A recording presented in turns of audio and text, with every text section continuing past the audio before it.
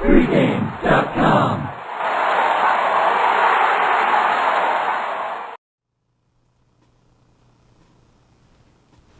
Welcome back. It is March Madness Sweet 16 round. We're taping this on Monday. I'm Marco D'Angelo with Bryan Leonard.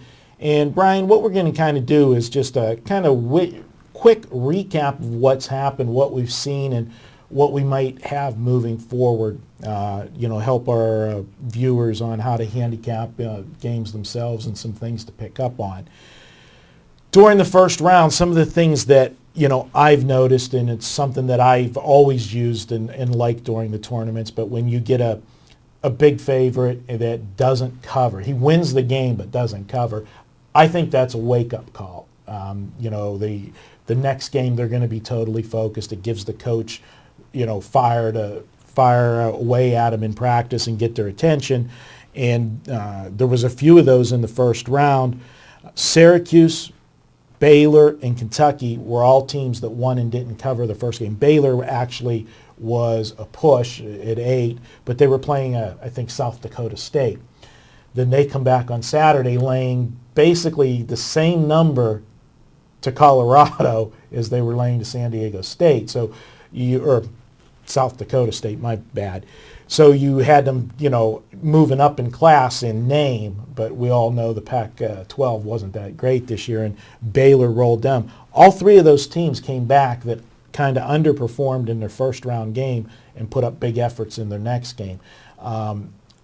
Something that you've seen out of this first round? Well, I was on Baylor in that second game, and part of that was the reason of Colorado not playing a good game against UNLV. Yeah. You watched that game. UNLV was wide open all game long, and they just couldn't hit a shot. So there was nothing Colorado did that made them deserve to win the game. It was a UNLV not playing well. But what I gathered is, we're going into the Sweet 16 round right now, what I gathered was 4-0. 4-0? 4-0. Ohio, 4 teams left in the Sweet 16. Pennsylvania, nothing. Is that what you brought along? That's what I brought along, Mr. Steelers, with your Super Bowl trophies. Now, what do you got? Temple? No, they got knocked out in the first round. What do you got? Pitt? Oh, they didn't even make the tournament. No. How many? They're still in the CBI or the CIT. Philadelphia 76ers. I guess is your only hope at this point. You've been waiting all day for that. I have. I mean, look at you. Look seriously. You look over the Sweet 16. The farthest west teams you have still in the conference: Baylor and Kansas. Where is our Pac-10? Where is our Mountain West? Where is our Big West? Yeah. Where's the WAC? The entire West Coast. We're always talking about the East Coast bias. Yeah. Where's our West Coast teams in the Sweet 16? Well, the Pac-12 was horrible. We did videos last week, Steven and I, on that one. I'll tell you what else I learned now. Once we got past the first round and we moved to the second round. I'm sorry, officially the third round games. We'll do it the correct way and not the way they're talking about. Okay. So the Saturday and Sunday games last week, the public, and if you're somebody that looks at bet percentages, there's so many different sites and have the bet percentages. Teams that were 70% or more on one side. On Saturday, there was one game. It went 1-0. The public was right. On Sunday, it went 1-4. And what I take from that is, this is March Madness. There is more people watching the games now and betting than bet at any other time during the year. I guarantee you, this weekend in Vegas, there were people here for spring break, come just for this weekend to watch games. Some of them never make a bet on a game, but they're betting because it's nonstop basketball on the screens in the sports books. So, and they're watching these games. They may not have watched a basketball game all year, but every single game is televised. So now, as I've always said, no team's as good as their best game, or are they as bad as their worst game. But the general public takes those two eyes and what they see, and they make a percentage. So moving from the Thursday, Friday games of what they saw and how these teams played in the first game dictated how they were betting the second games. And Vegas knows that. So if the public sees a team that played or underplayed, they're going to overreact at the betting window. And I think there's value, and I think that is going to continue the rest of the way. Is we got fewer games, more people will be zeroing in on the games because you won't have to split your attention to 4 games at one time because now there's less games. You'll see all of these games and see these teams. The public generally is wrong. Yeah, I agree. In fact, you stole just basically everything that I had written down here. But I will make the point of, for example, Norfolk State. It's a team that nobody knows about. They're not on the betting board. So you see them come out in shock. They shocked Missouri. I had Missouri. Mm-hmm. I mean, it was probably the ugliest loss I've had all year, but at least I didn't have to worry about it. Halfway through the game, I knew I had to lose. Yeah, you don't have to sweat those half-pointers. Yeah, but if you're an uneducated bettor and you don't know anything about any of these teams, but you want to have action on the NCAA tournament, and you see them win, and then you see they're catching 14 points from Florida. Right. So, well, then you're going to be on them. And that's where you can get some value, is playing those teams. And what I like to do, and I haven't broke it down yet, we're taping, what is this, today, Monday? So we're taping this a little bit early, and it's low on my priorities now. But what I want to do is, as the games are getting ready to be played on Thursday and Friday, go through and say, how do these two teams do against the spread? Did they cover against the spread? Did they cover by margins?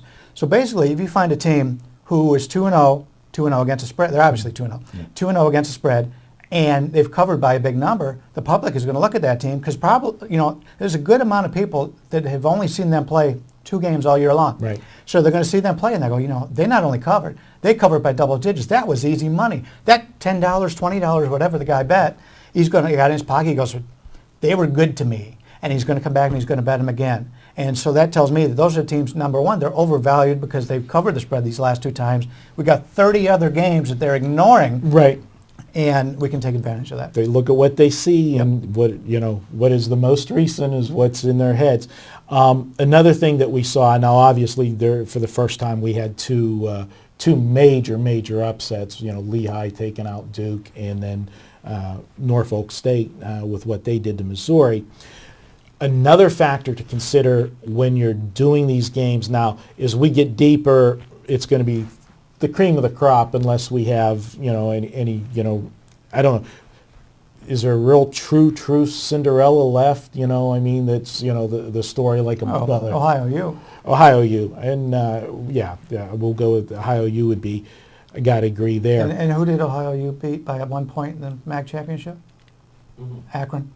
That means Akron right now would be the 17th best team in the country. Mr. Akron. But the point I'm going to make is that from that first round to the second round, it's one thing when you're playing the first day's games, the Thursday and Friday, because as coaches, you have 4 days, 5 days to prepare a game plan, your opponent, what you're doing. When you win that first game on Thursday or Friday, you only have 1 day preparation for your next opponent. And for some of these schools like a Lehigh, Norfolk State, that's not used to, one, being in the big dance to start with, let alone moving on to play the next day, it's hard. It's something you haven't seen. Scheduling-wise, the coach has got to break down film. You don't know for another few hours even who you're playing unless you were the second game, whatever. So those are just handicapping angles to file away for, our public for next year. But you're going to have that this weekend too. If there's still games where there's teams that aren't used to being where they're at, going from Thursday and preparing for Saturday for the shot at getting to the, Final Four, different preparation schedule. Yeah, you have to take a look at how these teams play. Let's say Louisville gets past Michigan State, then they got to play again on, I believe, Saturday. The team that has to play Louisville, they're a little bit different than a lot of the teams. I mean, they play more of a scramble type of team. If you haven't played a team like that all season long, you may be at a severe disadvantage because you just don't have the time to prepare for them. Right. Absolutely. So those are some points we hope help you out in your handicapping. It's easy to do stuff hindsight after the fact, but if you can use what's happened to help guide you to find what's going to happen in the future, it's valuable information, and that's what we're about at pregame.com. Yeah, we sell picks here at Pregame, but there is no other site on the internet that gives as much free information and learning techniques from all of our handicappers that we do here at Pregame. So watch all of the videos at pregame.tv. He's Bryan Leonard. I'm Marco D'Angelo. We'll have Vegas Runner and Scott Spreitzer in later this week doing some more March Madness games. Stay tuned all week. Good luck with all of your plays.